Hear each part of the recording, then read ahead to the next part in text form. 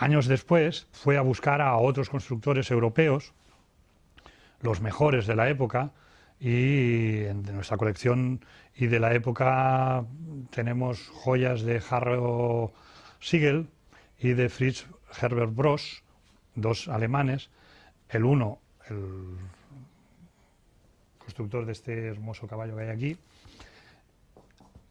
y el otro, el que inventó como ingeniero el ahora llamado mando alemán, que es un mando en diagonal que permite mover la marioneta con una sola mano, mover la totalidad de la marioneta, ideal para músicos y para eso, para músicos. Rosser entonces empezaba y fue el que exportó al resto del mundo las ideas de Bross. El tipo de hecho, muchas de las marionetas que movía Rosser eran de Bross. Y entre ellos dos pues había un amor-odio, ¿no? de pensar de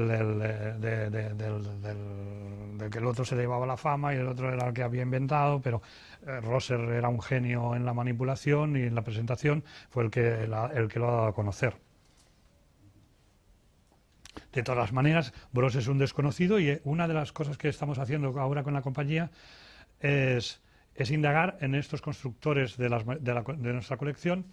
Y hemos viajado a Alemania y a la República Checa y a Francia, porque de esos tres países tenemos constructores, aparte de España, estamos indagando en lo que fue su trascendencia y biografía.